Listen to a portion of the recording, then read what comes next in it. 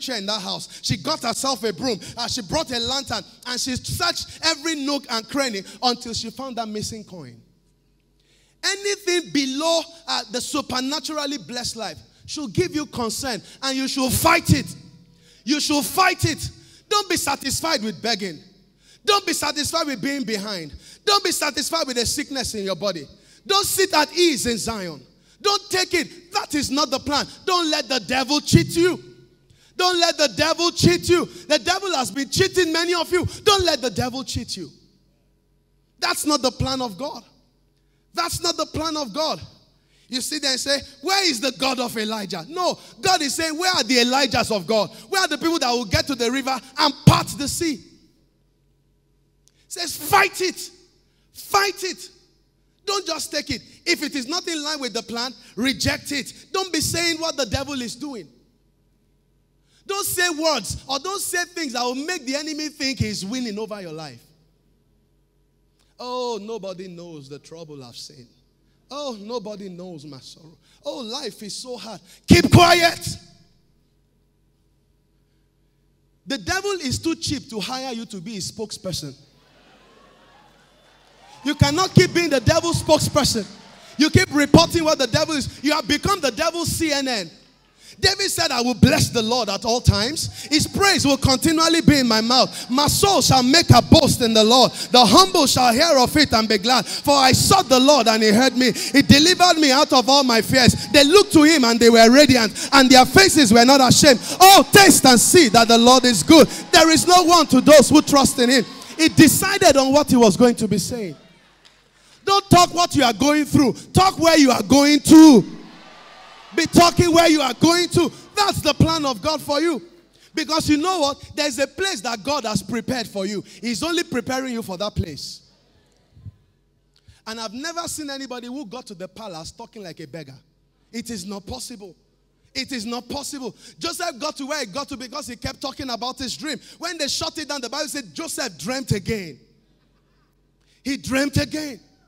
He dreamt again. If it does not look like God in your life, don't settle for it. Don't sit down there and say, well, maybe this is what God has done for me. You know, certain people are just favorites for God and favorites of God. And certain people just have to suffer in life. Why must you be the one to suffer? He said, well, the Bible says that you will always have the poor amongst you. Why do you want to be the poor amongst us?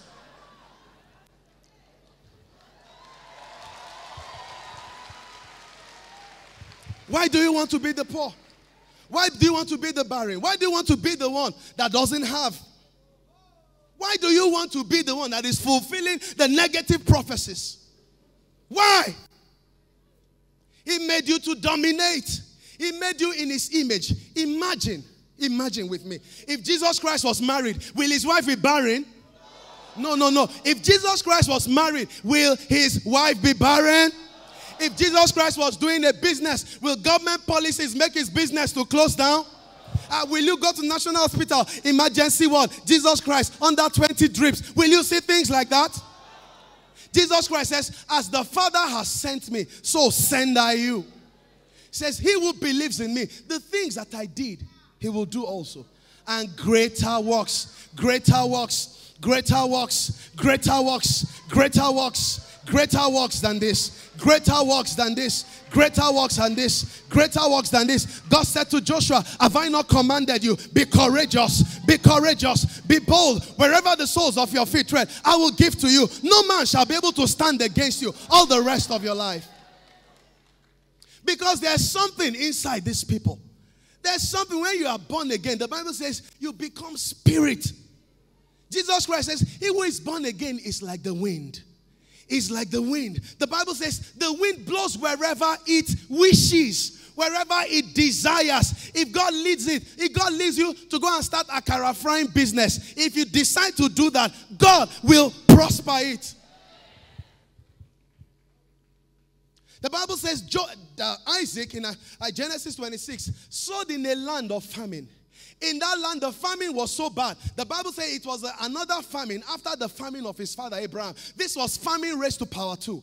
People were packing out of the land. People were closing their businesses. Shops were closing up. They were doing sales, closed down sales. They were doing all those kinds of things. Leaving town. But the Bible says in that same land, Isaac sowed in that land of famine. And in that same year, in that same land, he reaped 100-fold. There's something inside that man.